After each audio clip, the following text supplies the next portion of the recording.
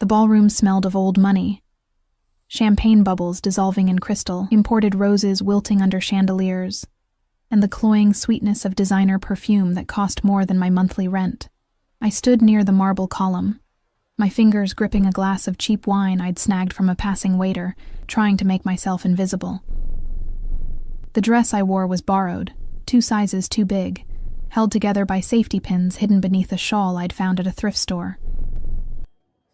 My shoes pinched my toes, second-hand heels that clicked too loudly against the polished floor whenever I dared to move. I shouldn't have come. Marcus had sent the invitation 3 weeks ago, hand-delivered to the tiny apartment I shared with 2 roommates in the worst part of the city.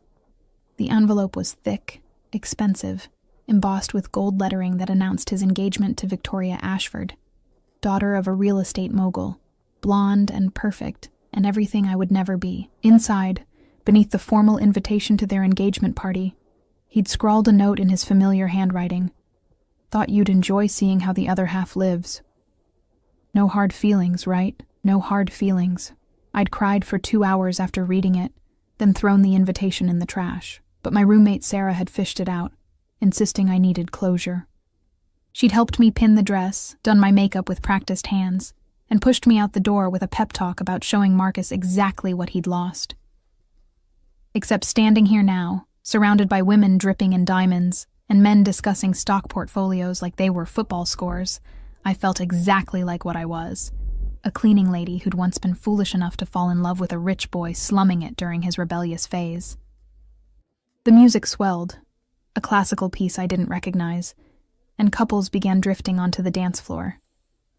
I watched Marcus twirl Victoria beneath the chandelier, her laugh tinkling like expensive wind chimes. He looked happy, genuinely happy, the kind of happy he'd never looked with me, not even in the beginning when he'd promised me the world from the back seat of his Mercedes. "Champagne, miss?" A waiter appeared at my elbow, balancing a tray of flutes that probably cost more than my car. "No, thank you."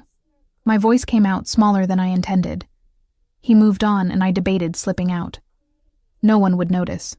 No one had noticed me arrive, standing awkwardly by the coat check while couples swept past me in waves of silk and laughter. I was a ghost here, a joke. Marcus's final petty revenge for daring to cry when he dumped me 6 months ago. I'd taken 2 steps toward the exit when I felt it, that prickling sensation at the base of my skull that meant someone was watching me. I turned slowly, scanning the crowd, and that's when I saw him. He stood at the far end of the ballroom, partially obscured by a cluster of laughing socialites, but somehow impossible to miss. Tall, with shoulders that strained against a black suit that had clearly been tailored to perfection. Dark hair swept back from a face that could have been carved from marble, all sharp angles and dangerous beauty. But it was his eyes that froze me in place. Even from across the room, I could feel their weight, dark and intense and fixed entirely on me. 2 men flanked him, both built like linebackers in expensive suits, their postures alert despite the relaxed party atmosphere. The man on his right leaned in, whispering something, but those dark eyes never left my face. Heat crawled up my neck. I looked away quickly, pretending sudden interest in the ice sculpture melting slowly on the refreshment table. When I risked another glance, he was still watching me, and now something that might have been amusement curved the corner of his mouth. "Oh my God, is that really you?" I jumped, nearly dropping my wine glass.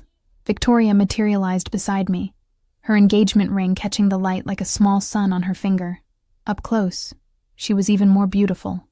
Flawless skin, perfect teeth, the kind of effortless elegance that came from generations of good breeding and better skincare. "Victoria," I managed. "Congratulations. Marcus said you might actually show up." She looked me up and down, her smile not quite reaching her eyes. "How brave of you. I don't think I could face my ex at his engagement party. But then again, I've never been dumped quite so publicly." The memory burned. Marcus ending things via text message, then posting photos with Victoria the same day. My friends had seen it before I had, their pitying faces when I'd walked into work that Monday morning. "I should go," I said, setting down my glass with shaking hands. "Oh, don't leave on my account." Victoria's voice dripped false sweetness. Actually, Marcus and I have a little game planned. You'll want to stay for this." Before I could respond, she'd glided away, her hand raised to catch Marcus's attention. I watched with growing dread as she whispered something in his ear, both of them glancing in my direction. Marcus's face lit up with cruel delight. The music stopped. A microphone screeched feedback, and Marcus's voice filled the ballroom. "Ladies and gentlemen, if I could have your attention for just a moment. Victoria and I want to thank you all for celebrating with us tonight." Applause rippled through the crowd. But before we continue, there's a tradition I'd like to revive. The first dance isn't just for the engaged couple anymore. We're inviting all the single ladies to join us on the floor. My stomach dropped. "Come on, don't be shy." Marcus's eyes found mine across the room, glittering with malice. "Everyone deserves a chance to dance, even if they came alone." Laughter scattered through the crowd. Several women moved toward the dance floor, giggling, clearly in on the joke. I stood frozen, humiliation burning through my veins like acid. This was it. The real reason he'd invited me. Not closure, not even cruelty. Just entertainment. The couples parted, creating a clear path from where I stood to the empty center of the dance floor. Hundreds of eyes turned toward me. I heard whispers, saw smirks poorly hidden behind champagne flutes. "Run!" my mind screamed. "Just run." But my feet wouldn't move. I was trapped in that horrible spotlight of attention. The poor girl in the too big dress, the punchline to Marcus's engagement party joke. "Well?" Marcus's voice oozed false encouragement. "Don't keep us waiting." I took one shaking step forward, then another. The walk to the dance floor felt like miles, each step echoing in the sudden quiet. My vision blurred with unshed tears. I wouldn't cry. I wouldn't give them that satisfaction. I'd almost reached the polished wood floor when a hand caught my wrist. The touch was gentle but firm, warm fingers wrapping around my pulse point with a possessiveness that sent electricity racing up my arm. I gasped, turning to find myself face to face with the dark-eyed stranger. Up close, he was devastating, the kind of handsome that didn't seem quite real. Sharp cheekbones, a jaw that could cut glass, and those eyes, dark as midnight and twice as dangerous. He smelled like expensive cologne, and something else, something darker. Smoke and whiskey, and barely leashed power. "Dance with me." It wasn't a question. His voice was low, accented.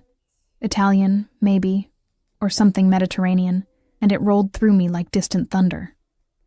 The two men I'd seen earlier had materialized behind him, their eyes scanning the room with professional alertness. The entire ballroom had gone silent. My voice cracked. "I don't dance with me." Each word was a command, but his thumb traced a small circle on the inside of my wrist, gentle despite the steel in his voice. I didn't know who he was, didn't know why he'd singled me out, or what game he was playing. But Marcus's face had gone pale, Victoria's mouth hanging open in shock. The whispers had shifted from mockery to confusion, everyone craning to see who had dared to interrupt Marcus's carefully orchestrated humiliation. The stranger's lips curved into something that wasn't quite a smile. "Unless you'd rather continue walking into that trap?" He knew. Somehow this beautiful, dangerous man knew exactly what was happening, and he was offering me an escape. I took it. "Yes," I whispered. "I'll dance with you." His smile widened, showing teeth that seemed too white, too sharp. Still holding my wrist, he led me onto the dance floor, his two guards moving to create a subtle barrier between us and the crowd. The musicians, looking uncertain, started a slow waltz. The stranger pulled me close, one hand settling on my waist with a possessiveness that should have frightened me. His other hand clasped mine, fingers threading through mine like we'd done this 1,000 times before. I barely reached his shoulder even in my painful heels. "Don't look at them," he murmured as we began to move. "Look at me." I did, and immediately wished I hadn't. His eyes were endless, pulling me under like dark water. This close, I could see the faint scar cutting through his left eyebrow, the shadow of stubble along his jaw. He moved with liquid grace, leading me through steps I didn't know, my body following his like we were magnets drawn together. "What's your name?" His breath stirred my hair. "Emma." It came out barely audible. Emma Brooks. Emma. He said it like a prayer, like a curse. I'm Dante. Just Dante. No last name. But the way people were staring at us, no longer laughing, but watching with a mix of fear and fascination, told me this man didn't need a last name. Everyone here already knew exactly who he was. Everyone except me. Thank you, I whispered. For this. Don't thank me yet, Piccola. His accent thickened on the endearment. You have no idea what you've just agreed to. Before I could ask what he meant, one of his guards approached, leaning in to whisper urgently in Dante's ear. I caught fragments, outside, waiting, before Dante's expression darkened. His grip on my waist tightened almost imperceptibly. It seems our dance is about to be interrupted. What? The ballroom doors burst open. 6 men in dark suits strode in, their eyes scanning the crowd with military precision before locking onto Dante. They moved with coordinated purpose, spreading out to block the exits. Dante sighed, sounding almost bored. Marcus Ashford, he said, loud enough to carry across the suddenly silent room, has made a very unfortunate business decision. Marcus had gone white as chalk. I don't know what you're talking about. You stole from me. Dante's voice was pleasant, conversational, which somehow made it more terrifying. $3 million, to be precise, laundered through your father's real estate company. Did you really think I wouldn't notice? The crowd erupted in shocked whispers. Victoria stumbled back from Marcus, her face a mask of horror. Marcus opened his mouth, closed it, opened it again. I can explain. I'm sure you can. Dante finally released me, but only to step in front of me, a wall of protective muscle. But first, I think you owe this young woman an apology. What? Marcus looked genuinely confused. What does she have to do with... You invited her here to humiliate her. Dante's voice dropped to something dark and deadly. You used her pain as entertainment. I find that... He paused, considering. Unacceptable. One of Dante's guards moved toward Marcus. Victoria screamed. The other guests pressed back against the walls, suddenly desperate to become invisible themselves. Dante, please. Marcus's voice broke. I'll pay you back, I swear, just don't... Oh, you'll pay me back. Dante smiled, and it was the smile of a predator. Every cent, with interest. But right now you're going to apologize to Emma. I couldn't breathe. This couldn't be happening. Men like Dante, whatever he was, didn't defend girls like me, didn't put themselves between us and our petty, cruel ex-boyfriends. Marcus turned to me, trembling. I'm sorry. Emma, I'm so sorry. I was an asshole. I accepted.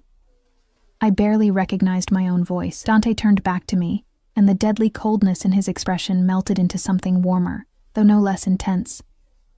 Come. We're leaving. But That wasn't a suggestion, Piccola. His hand found mine again, fingers lacing through mine with that same possessive certainty. You're with me now.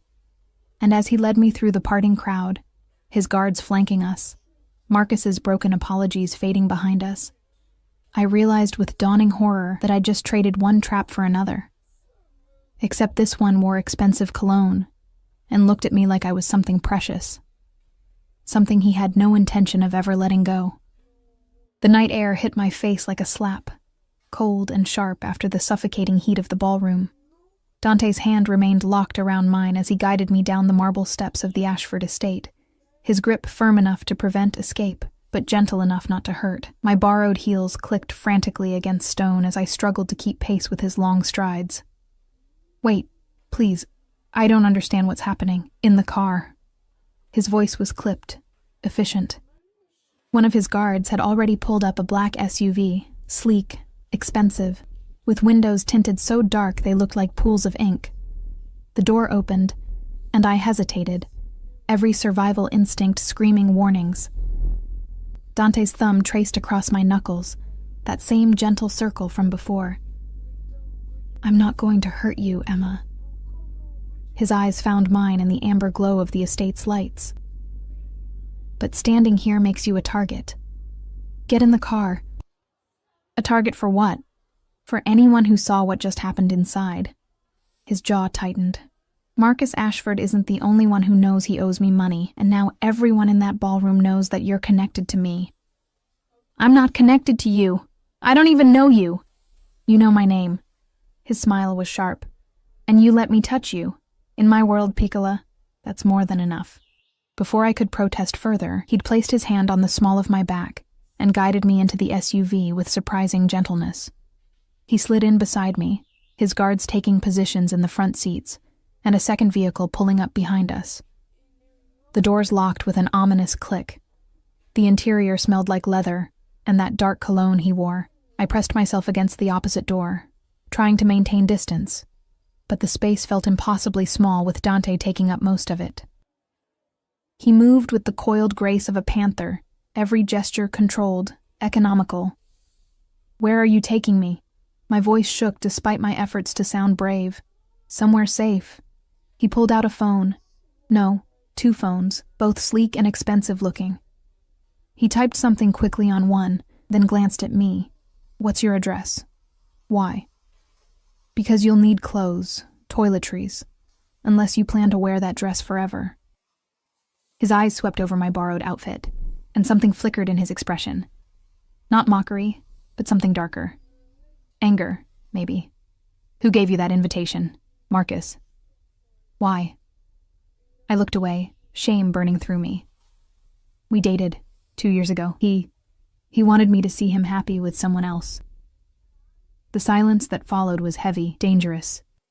When I finally worked up the courage to look at Dante, his expression had gone completely blank.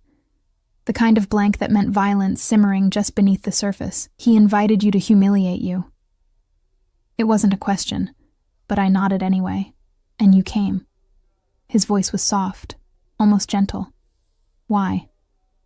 I don't know. The tears I'd been holding back since the ballroom finally escaped, hot tracks down my cheeks. I thought maybe I needed closure. Or maybe I'm just stupid enough to think that he might...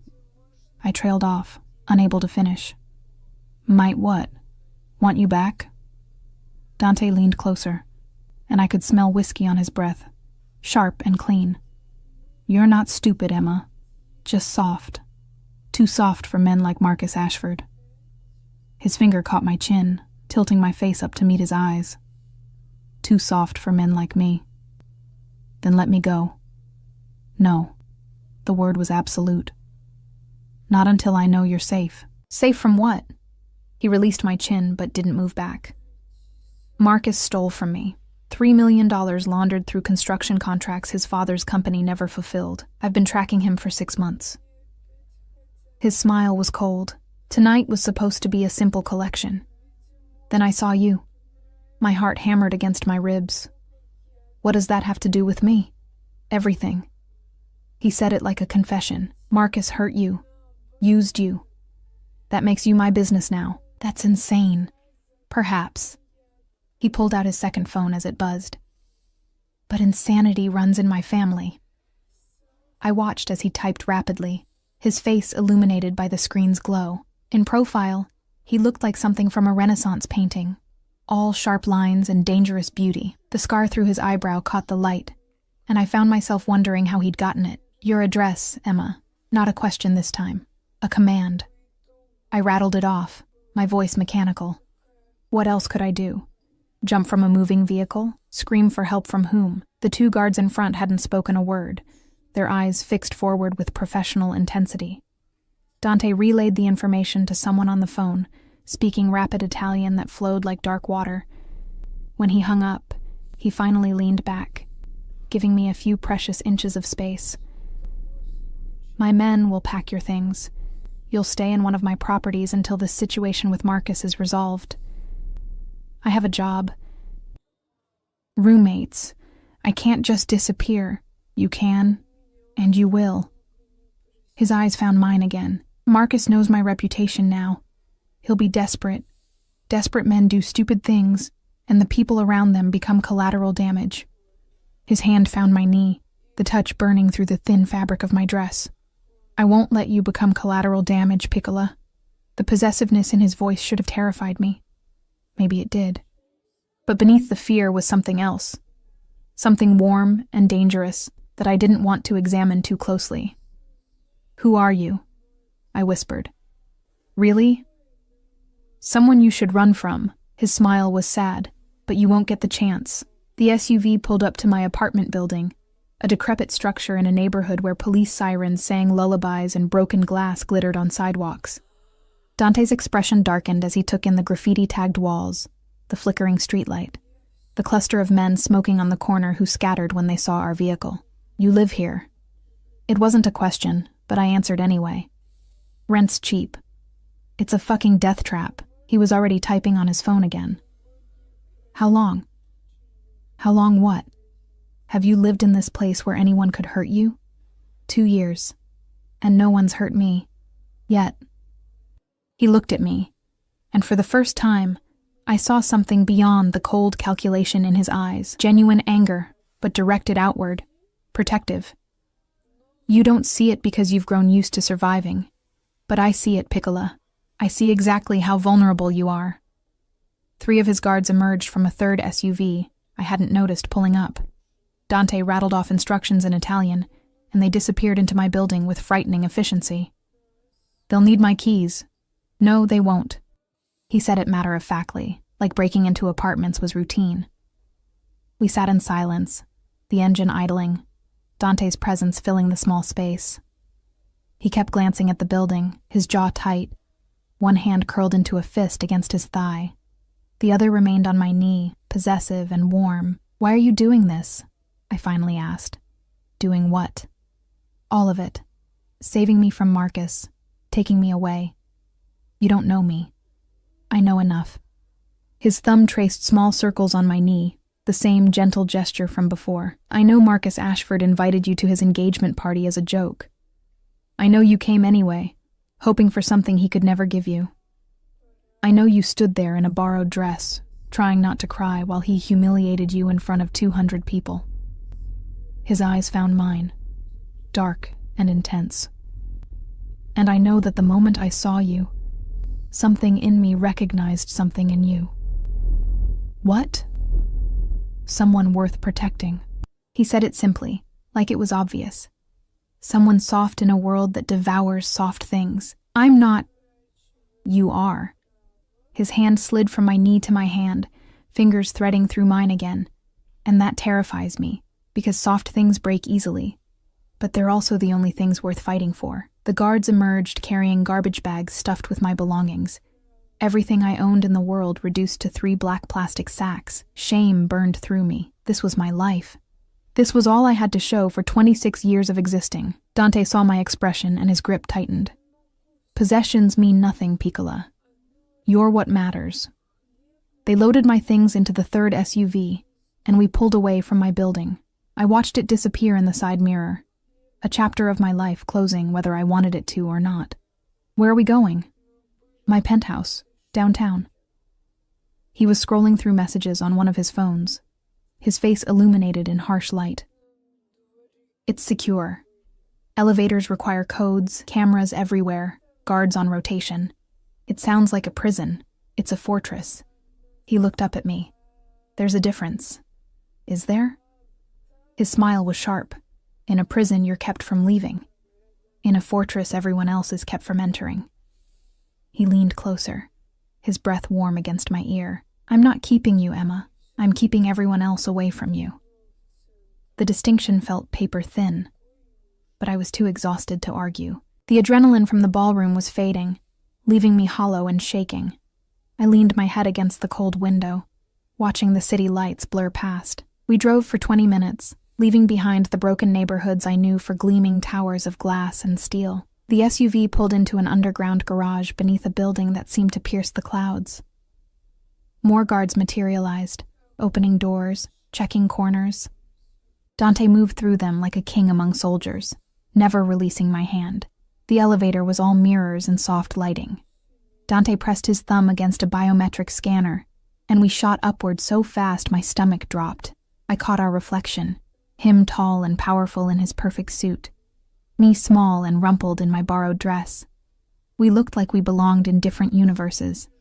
"Stop thinking so loud," Dante murmured. "I'm not."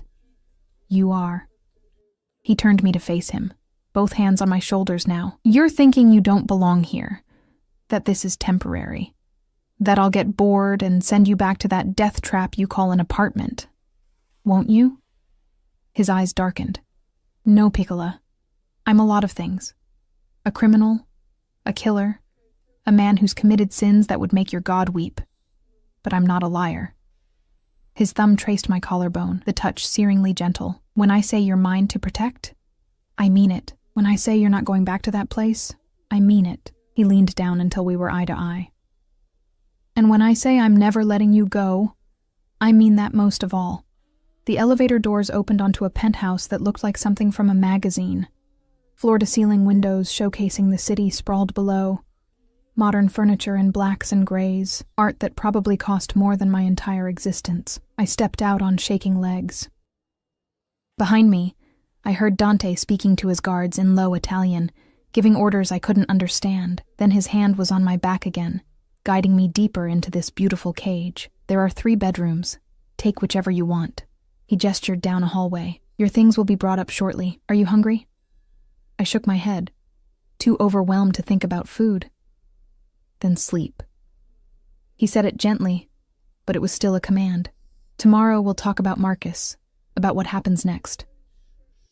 But tonight, you're safe. I turned to face him, this beautiful, dangerous man who'd stolen me away from my life, for reasons I still didn't understand. Why me? I whispered. He smiled, and it was sad and possessive all at once. Because when I saw you standing there, trying so hard to be brave while they tore you apart, I saw something I thought I'd destroyed in myself a long time ago. What? The ability to care about something fragile. He touched my cheek, fingers trailing down to my jaw. Sleep, Emma. Dream of things softer than me, because tomorrow you'll wake up in my world, and soft things don't survive here. Then why bring me here? His smile widened, showing those 2 sharp teeth, because I'm selfish enough to try to keep you anyway. I woke to sunlight streaming through floor-to-ceiling windows and the disorienting realization that I had no idea where I was. The bed beneath me was obscenely soft, wrapped in sheets that probably cost more than my monthly salary. For a blissful moment, I thought I'd dreamed it all, the party, Marcus's cruelty, Dante's dark eyes claiming me as his to protect. Then I saw my reflection in the mirror across the room, still wearing the borrowed dress, mascara smudged beneath my eyes, and reality crashed down. I sat up too quickly, the room spinning. My phone. I needed my phone. I found it on the nightstand, fully charged despite my battery being nearly dead last night. 23 missed calls from Sarah, 16 from my other roommate Jessica, and a string of increasingly frantic text messages. Where are you? Emma, please answer. Some men came and packed all your stuff. They said you were fine, but... Emma, I'm calling the police. My fingers shook as I typed back, I'm okay, I'm safe. I'll explain later. Don't call the police. 3 dots appeared immediately. Where are you? I stared at the phone, not knowing how to answer. Where was I? In a penthouse owned by a man who'd introduced himself with just one name, who commanded guards like soldiers and spoke about theft and violence like discussing the weather. A man who'd looked at me like I was something precious and dangerous all at once. With a friend. I promise I'm safe. The lie tasted bitter. I found my garbage bags of belongings in the walk-in closet, a space larger than my bedroom at the apartment. Someone had unpacked everything, my threadbare clothes hanging beside empty spaces clearly meant for a wardrobe I didn't own. My toothbrush sat in the marble bathroom, looking pathetic next to luxury skincare products I couldn't pronounce. I showered in water that felt like silk, using soap that smelled like expensive hotels. The bathroom mirror revealed the truth my borrowed dress had hidden. I was too thin. All sharp angles and hollow spaces, working 2 jobs and skipping meals left marks.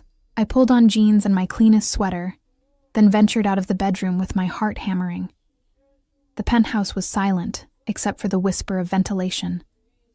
Morning light painted everything in shades of gold and gray. I found the kitchen, all stainless steel and marble, and stood there uselessly, afraid to touch anything. There's coffee. I spun around, gasping. Dante leaned against the doorframe, wearing dark slacks and a white shirt unbuttoned at the collar. His hair was damp, like he'd recently showered, and he held a phone in each hand like always. Without the suit jacket, I could see the lean muscle of his arms, the way his shoulders filled the doorframe. "You're awake early," he continued, setting one phone down to pour coffee into a mug. "Most people sleep later after traumatic evenings. Is that what last night was? Traumatic? Wasn't it?" He handed me the coffee. Black, no sugar. Somehow he'd known I took it that way. "You were publicly humiliated by your ex-boyfriend, then swept away by a stranger who may or may not be a dangerous criminal. Are you? Am I what? A dangerous criminal." His smile was sharp. Extremely. He said it like admitting he preferred tea to coffee. "But not to you." I sipped the coffee to avoid responding. It was perfect. Rich and smooth, and probably cost more per pound than my rent. Everything in this place was perfect, beautiful, expensive. Including the man watching me with those dark, unreadable eyes. "I need to go to work," I said finally. "I have a shift at the diner at noon, and then cleaning offices tonight." "No." "Excuse me? You're not going to work." He pulled out one of his phones, scrolling through something. "I've already had someone call both your employers. You're taking a leave of absence." Anger flared hot in my chest. "You can't just..." "I can." And I did. He looked up at me. "Marcus knows where you work, Emma. Both places.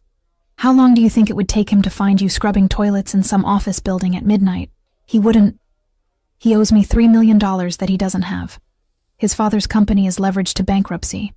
Victoria's family has already started distancing themselves. Did you know her father pulled out of the engagement this morning?" Dante's smile was cold. "Marcus is desperate, and desperate men take hostages." The coffee turned to acid in my stomach. "I'm not worth $3 million to anyone. You are to me." The words hung in the air between us, heavy with implications I wasn't ready to examine. Dante set down his phone and moved closer, predator graceful, until he stood just within my personal space. "I told you last night, you're mine to protect now. That means you don't go anywhere without my knowledge. You don't take risks. You don't make yourself vulnerable to men who might hurt you to hurt me." "I'm not yours." But my voice shook. "Aren't you?" His hand came up to cup my face, thumb tracing my cheekbone. "You let me touch you. You came to my home. You slept in my bed. Not with you." Details, Piccola. His eyes were endless, pulling me under. "In my world, the fact that you're here at all means you're under my protection. And what I protect, I own." I should have jerked away. Should have thrown the coffee in his beautiful face and demanded he let me leave. Instead, I stood frozen, my heart racing as his thumb traced patterns on my skin that felt like brands. "I have a life," I whispered. "Friends. Responsibilities. And I'll make sure you can return to them when it's safe." His other hand found my waist, pulling me closer until I could feel the heat of him through my sweater. "But right now, Marcus is a wounded animal. Give him a few days to realize he's beaten, and then we'll talk about your freedom." "A few days? A week? Maybe 2. He said it like it was nothing, like stealing weeks of my life was perfectly reasonable. "And what am I supposed to do here? Just wait?" His smile was dangerous. "You could keep me company. I don't even know you. Then get to know me." He released me, stepping back and leaving me cold. "I have business to attend to this afternoon, but my men will be outside. Don't try to leave, Emma, for your own safety. And if I do..." The look he gave me was pure predator. "Then I'll bring you back. And next time, I won't be so gentle about it." He left before I could respond, grabbing his jacket from the back of a chair and both phones from the counter. I heard the elevator doors close, then silence. I was alone in a gilded cage. The day crawled past. I explored the penthouse like a prisoner learning her cell. 3 bedrooms, each with ensuite bathrooms. A media room with a screen larger than my bedroom. An office with a view that made the city look like a toy. Books in Italian and English lined the shelves, many about art history and architecture. No personal photos anywhere. No evidence that anyone actually lived here. Around 2 o'clock, One of the guards knocked and entered with shopping bags. Designer logos I recognized from magazines. "Mr. Moretti sent these for you, miss." Moretti. Finally, a last name, Dante Moretti. I opened the bags with shaking hands. Clothes in exactly my size. Jeans that would actually fit. Soft sweaters in jewel tones. Underwear that probably cost more than my entire wardrobe. Shoes that weren't secondhand. A winter coat that felt like wearing a cloud. The note tucked inside was written in sharp, angular handwriting. "You deserve things that fit." I cried then, sitting on the floor of this beautiful prison, surrounded by expensive things I'd never asked for. Because he was right. I'd been wearing borrowed, broken things for so long, I'd forgotten what it felt like to have something made just for me. Dante returned after dark, bringing the smell of cold air and cigarette smoke. I was curled on the couch, reading one of his books on Renaissance art. Wearing one of the new sweaters, he stopped when he saw me, something flickering in his expression. "It fits. You shouldn't have." I wanted to. He shrugged off his jacket, and I saw blood on his collar. Not much, just a few drops, but enough to remind me what he was. "You're hurt." "Not my blood." He said it casually, already loosening his tie. "Whose then?" His smile was sharp. Someone who made poor life choices. I should have been horrified, should have demanded he take me home immediately. Instead, I found myself asking, "Marcus?" "No. Marcus is currently under, let's call it house arrest. His father is liquidating assets to pay me back." Dante poured himself whiskey from a crystal decanter. But he had business partners who thought they could renegotiate our arrangement. They were wrong. He drank, and I watched his throat work, mesmerized despite myself. "Does it bother you?" he asked suddenly. "Knowing what I do? I don't know what you do, not really. I hurt people who cross me. I take things that don't belong to me. I've killed..." He stopped, studying my face. "You're not running." "Where would I go? You have guards outside." "Even if you didn't." He moved closer, settling onto the couch beside me. "You're not afraid of me, Emma. You should be. But you're not." "Why?" I thought about it, really thought. "Because you could have hurt me already, could have taken whatever you wanted, but you didn't. You just took care of me. Taking care of you is another way of controlling you. I know." I met his eyes. "But at least you're honest about it." He laughed, the sound dark and genuine. "Most people lie to themselves about their cages. Pretend the bars are for their own good. Aren't they? In your case?" "Yes." His hand found my ankle, thumb rubbing circles against the bone. "Marcus called me today, begged me to let you go." My heart stopped. "What did you say?" "I told him you weren't a hostage to be released. You were under my protection, which meant you stayed until I decided otherwise." His grip tightened slightly. "He offered me money, extra payment beyond what he owes." "How much?" $500,000. Dante's smile was cold, as if you could be bought. "What did you say?" His eyes found mine, dark and possessive. "I told him I'd take his money and keep you anyway, because you're worth more than any amount he could offer." The words should have felt like chains. Instead, they felt like warmth spreading through my chest, dangerous and intoxicating. "Why?" I whispered. "Why do you care so much about someone you just met?" He was quiet for a long moment, his hand still on my ankle, grounding us both. "My mother was like you," he said finally. "Soft. Kind. She saw good in people who didn't deserve it." His jaw tightened. "My father's enemies used that against her. Took her because they knew it would destroy him." "What happened?" "He got her back. But she was different after. Broken." His eyes were distant, seeing ghosts. "She died when I was 16. Not from what they did to her, but from never recovering from it, Dante. So when I see someone soft in a world full of predators, I protect them." His focus snapped back to me. "Even if protecting you means keeping you in a cage. Even if you end up hating me for it." He leaned closer. "At least you'll be alive to hate me." My hand found his face before I could stop myself, fingers tracing the scar through his eyebrow. "I don't hate you.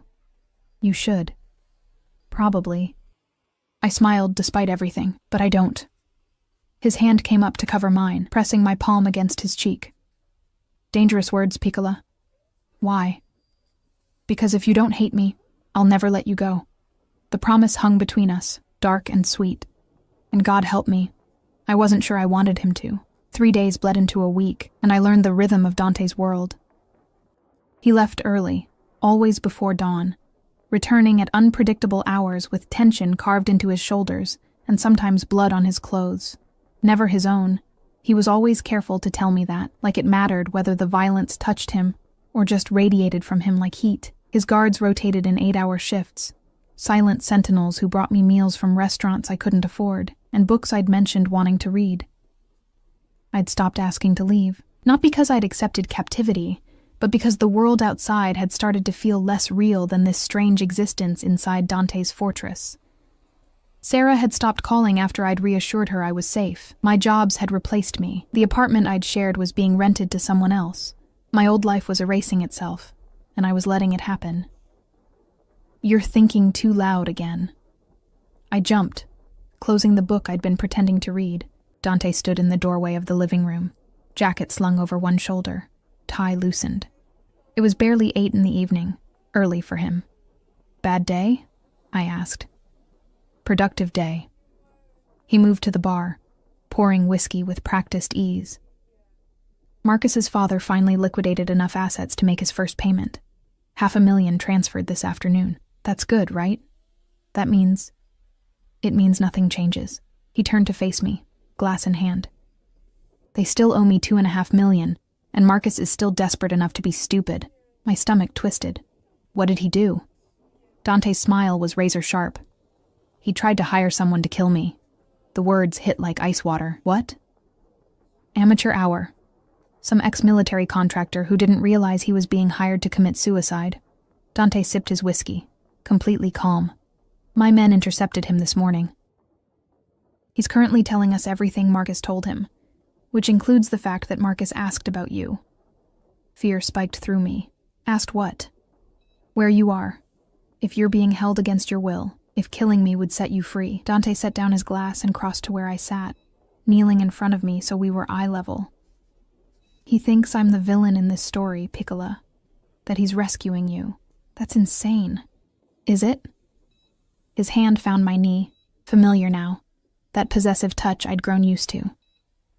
I took you from your home. Keep you here with guards. Control where you go and who you see. By most definitions, that makes me exactly what Marcus thinks I am. You're protecting me. I'm keeping you. His eyes were dark, endless. There's a difference. Is there? You tell me. His other hand came up to cup my face, thumb tracing my lower lip. Do you feel protected, Emma, or do you feel trapped? I should have said trapped. Should have demanded he let me go, return to my life, stop this beautiful, dangerous game we were playing. Instead, I leaned into his touch, my eyes closing at the warmth of his palm against my cheek. Both, I whispered. I feel both. His breath hitched. When I opened my eyes, he was staring at me with an intensity that stole the air from my lungs. You should fear me more. I know. You should hate me for this. I know. Then why... He stopped, jaw clenching. Why do you look at me like I'm not a monster? Because monsters don't cry over their dead mothers. They don't buy clothes for strange women because they notice things don't fit. They don't sit up reading architecture books and drinking coffee at 3 a.m. when they think no one's watching. His eyes widened slightly. You've been spying on me. I've been learning you. My hand covered his on my cheek. The same way you've been learning me, knowing I take my coffee black. That I read when I'm anxious. That I bite my lip when I'm thinking. You do. His thumb pressed gently against my lower lip, stopping the habit. You'll hurt yourself. And you care. I shouldn't. But his hand stayed on my face, gentle despite the violence I knew it was capable of. Caring about you makes you a weakness. Something my enemies can use against me. Like they used your mother against your father. Pain flashed in his eyes. Yes. Then let me go. I forced the words out. Before I become that weapon. His grip tightened, possessive. No, Dante. I said no. He stood abruptly, turning away from me. I've spent 10 years building walls, Emma, ensuring nothing and no one could be used to hurt me. I don't have weaknesses. I don't have soft spots. I don't... He laughed, bitter. I didn't. Until you. I didn't ask for this. Neither did I. He spun back to face me. Do you think I wanted to feel this? To see you standing in that ballroom looking so fucking breakable and feel something in me crack open? He moved closer. Predatory. I should have walked away. Should have let Marcus humiliate you and forgotten your face by morning. Why didn't you? Because you looked at me. He said it like a confession, like a curse. In a room full of people who feared me or wanted to use me, you looked at me like I was human, like I was someone who could save you instead of someone to run from. You did save me. I stole you. He was in front of me again, hands framing my face. I saw something soft and beautiful, and I took it because men like me don't get to have soft things. We take them, break them, destroy them trying to keep them safe. I'm not broken. Not yet. His forehead pressed against mine. But you will be, Piccola.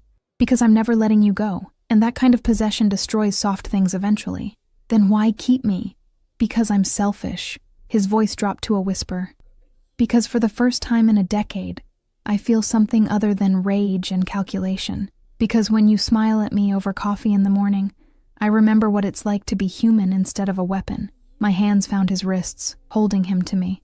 What if I don't want to leave? He pulled back enough to search my face. Don't say that unless you mean it. What if I mean it? Then you're more dangerous than any enemy I've ever faced. But his thumb traced my cheekbone with heartbreaking gentleness, because I'd burn the world down to keep you safe. I'd kill anyone who tried to take you from me.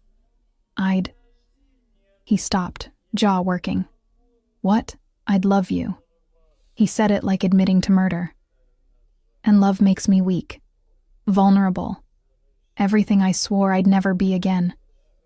The confession hung between us, raw and terrifying. My heart hammered against my ribs. Every survival instinct screaming warnings I couldn't hear over the rushing in my ears. I should be afraid of you, I whispered. Yes. I should demand you let me go. Yes. I should run as far from you as possible. Yes. His hands tightened on my face. But you won't. No. The word escaped before I could stop it. I won't.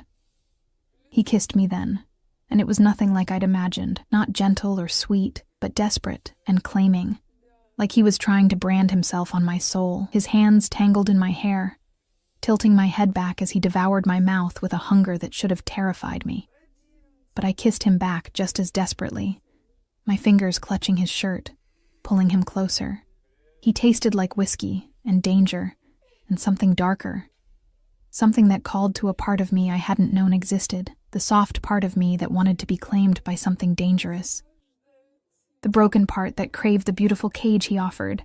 When we finally broke apart, both breathing hard, his eyes were black with want. Tell me to stop. His voice was rough. Tell me you don't want this. I can't. Emma, I should want to leave. Should be horrified by what you are. What you do. My hands framed his face now, feeling the roughness of stubble against my palms. But all I can think about is how you look at me like I'm precious, how you touch me like I might break. How you've given me more care in a week than Marcus gave me in 2 years. That's not love.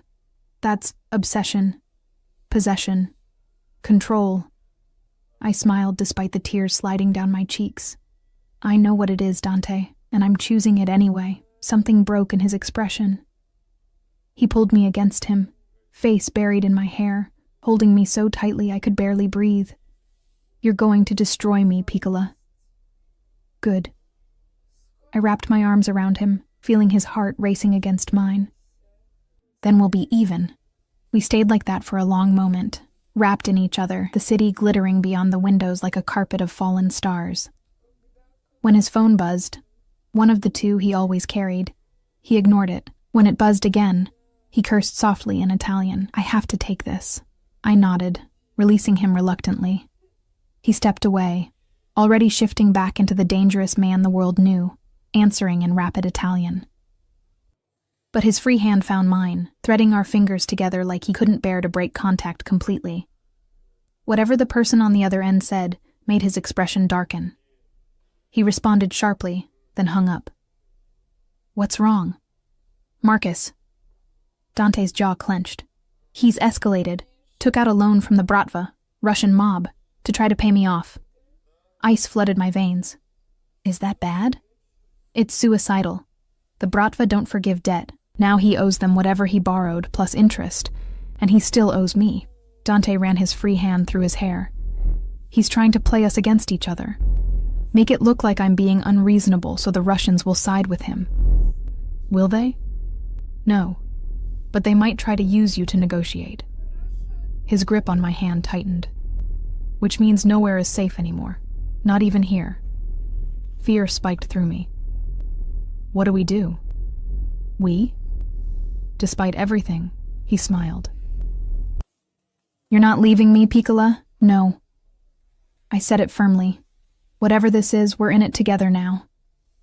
His eyes softened, that dangerous man melting into something vulnerable. "Then we finish this. Tonight." "How?" "We make Marcus understand that you're not a bargaining chip. You're mine." He pulled me close again, lips brushing my temple. "And what's mine? I protect with everything I have, even if it means war, especially then." He kissed me again, softer this time, but no less dressed, possessive. Emma. "Something warm. We're going to end this. Where are we going?" His smile was sharp, dangerous. Everything that should have sent me running. To show Marcus Ashford exactly what happens to men who try to take what belongs to me. I should have been terrified, should have refused, should have finally recognized the danger I was in. Instead, I went to change into the warm clothes Dante had bought me. My reflection in the mirror showing a woman I barely recognized. Someone who looked less like a victim and more like a queen preparing for battle. Someone who'd chosen her monster and would stand beside him while he fought for her. The warehouse smelled like oil and rust and something darker. Fear, maybe, or the copper tang of old violence. Dante's hand remained locked around mine as we walked through the massive space. Our footsteps echoing off concrete. His guards flanked us, silent shadows with guns visible beneath their jackets. Marcus knelt in the center of the floor, hands zip-tied behind his back, face swollen and bloody. 2 Russian men in expensive suits stood nearby, watching with the detached interest of people evaluating livestock. Victoria sat in a folding chair against the wall, crying silently, her perfect makeup streaked down her face. "Emma." Marcus's voice cracked when he saw me. "Oh God, Emma, I'm so sorry." "Shut up." Dante's voice was conversational, but Marcus flinched like he'd been struck. "You don't get to speak to her." One of the Russians stepped forward, older, gray-haired, with eyes like winter. "Moretti, you bring your woman to business meeting?" "This is personal, Volkov. She stays." Dante's grip on my hand tightened slightly, the only sign of tension in his otherwise relaxed posture. "Marcus owes me $2.5 million. He came to you for a loan to pay me. I'm here to explain why that was a mistake." Volkov's smile was thin. "Boy owes us $3 million now. Plus interest. He say you are unreasonable, man. That we should negotiate on his behalf. Did he mention why he owes me money in the first place?" "He say business deal gone bad. He stole from me." Dante's voice dropped to something deadly quiet. "Laundered funds through his father's construction company. Used my money to finance his lifestyle while honest contractors went unpaid." He gestured at Marcus. "This isn't a business deal gone bad. This is theft." Marcus made a choking sound. "I was going to pay you back. With Russian mob money?" Dante laughed, dark and humorless. "You're not just a thief, Marcus. You're an idiot. Please." Victoria's voice was small. "Please, just let him go. His father is selling everything. His father is selling things that were purchased with my money." Dante turned his attention to her, and I felt him shift into something colder, more dangerous. "Tell me, Victoria, did you know your fiancé was a thief when you accepted his proposal?" She shook her head frantically. "Did you know he invited his ex-girlfriend to your engagement party specifically to humiliate her? To make himself feel powerful by making someone else feel small?" Victoria's eyes found mine, horror and shame warring in her expression. I didn't. I thought it was just a joke. Jokes are funny. Dante's voice cut like a blade. Cruelty is not. Volkov cleared his throat.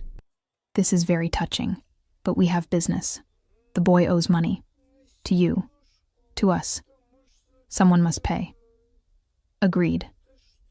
Dante released my hand and stepped forward, and I felt cold without his touch. Here's what's going to happen. Marcus's father will continue liquidating assets to pay me back, every cent with interest, until the debt is cleared. And our money. Volkov's eyes narrowed. Consider it a lesson in due diligence. Dante's smile was sharp. You loaned money to a thief without checking his situation. That's poor business, Volkov. I'm not responsible for your mistakes. The temperature in the warehouse dropped 10 degrees. Volkov's men shifted, hands moving toward weapons. Dante's guards responded in kind, a deadly dance of implied violence. You refuse to honor his debt to us? Volkov's voice was silk over steel. I refuse to let you profit from his stupidity at my expense. Dante didn't move, didn't reach for a weapon, but somehow he dominated the space. Marcus stole from me. That makes him mine to punish. You want your money back? Take it from what his father pays me. I'll give you 20 cents on the dollar as a professional courtesy. 20 cents. Volkov's face darkened. That is insult. That's business. Dante's expression didn't change. You gambled on a bad investment. I'm offering you a partial return.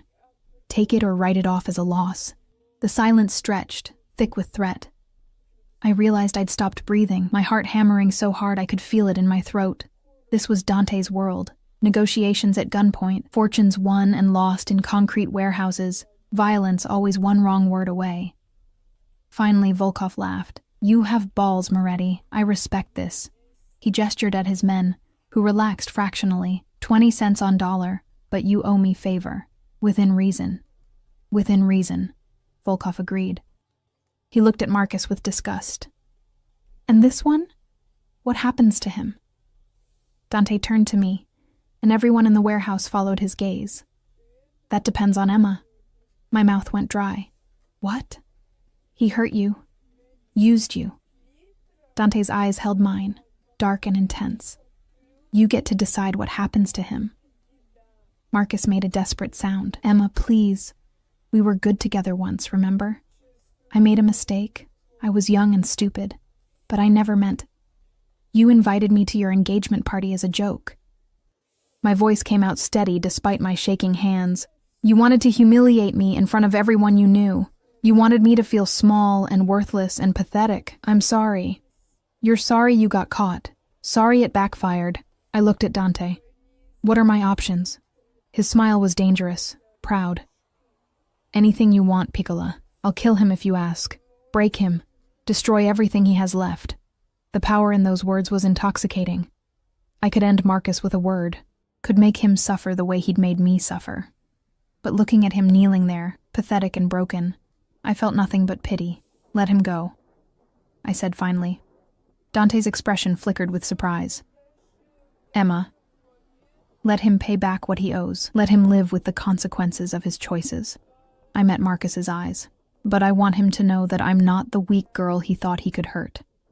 That I'm worth more than he ever deserved. Silence. Then Dante moved to me, his hand cupping my face with heartbreaking gentleness. You're extraordinary. I'm just tired of being afraid. You're not afraid anymore? I looked around the warehouse, at the guards with their guns, at Volkov with his cold eyes, at Marcus bleeding on the floor. I'm terrified, but not of you. His kiss was soft, reverent, completely at odds with the violence surrounding us. When he pulled back, his eyes were warm. Get her out of here, he told one of his guards. Take her home. I'm not leaving you. I need to finish this. 5 minutes, then I'll follow. He kissed my forehead. Trust me. I did. God help me, I did. The penthouse felt different when I returned, less like a cage and more like a sanctuary. I showered, washing away the smell of the warehouse, and changed into soft clothes. My hands were still shaking when Dante walked through the door an hour later. Is it done? It's done. He looked exhausted, the dangerous edge worn away to reveal the man beneath. Marcus will pay back every cent over the next 10 years. Volkov took his 20%. Victoria broke off the engagement. She was just collateral damage in all this. And us? He moved to me, pulling me into his arms. There is no and us. There's just us. You and me. Together. I chose this. I whispered against his chest. I chose you. I know. His hand stroked my hair, and I'll spend every day proving you made the right choice. Even though you're a dangerous criminal? Even though. He tilted my face up to meet his eyes. I can't change what I am, Emma. Can't promise you safety or normalcy or anything resembling a regular life. But I can promise that I'll protect you with everything I have, that I'll worship you like the precious thing you are, that I'll... Love me? I finished for him. His smile was soft, vulnerable. I already do. Have since the moment you looked at me in that ballroom like I was capable of saving you. You did save me. We saved each other. He kissed me, slow and deep and full of promise.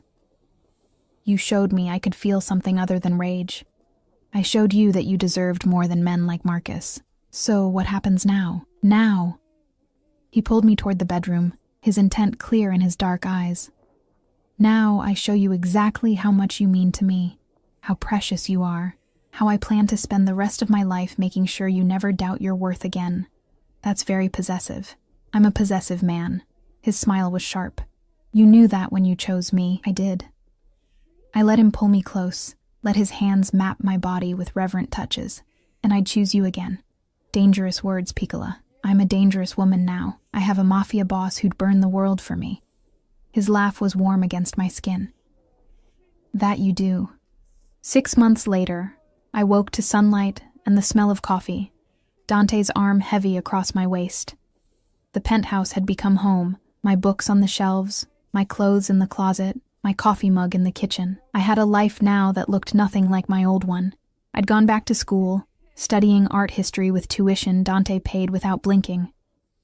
My old roommates visited regularly, Sarah finally accepting that I was genuinely happy. I'd even started painting again. Something I'd given up when survival became more important than dreams. Dante had kept his word, protecting me, worshiping me, loving me with an intensity that should have been terrifying, but felt like coming home. You're thinking too loud, he murmured against my shoulder, just thinking how strange life is. Strange how? A year ago, I was cleaning toilets and dating a man who saw me as temporary entertainment. Now I'm living with a mafia boss who looks at me like I hung the stars. He rolled me to face him, his eyes warm in the morning light. You did hang the stars. My whole world was darkness before you. That's very poetic for a criminal. I'm a man of many talents.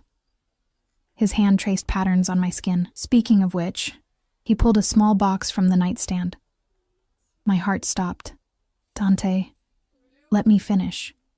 He opened it, revealing a ring. Not huge or ostentatious, but perfect. A deep red ruby surrounded by diamonds. I know this isn't traditional. I know I'm not the kind of man you should build a life with. But you chose me anyway, and I want to choose you back. Every day.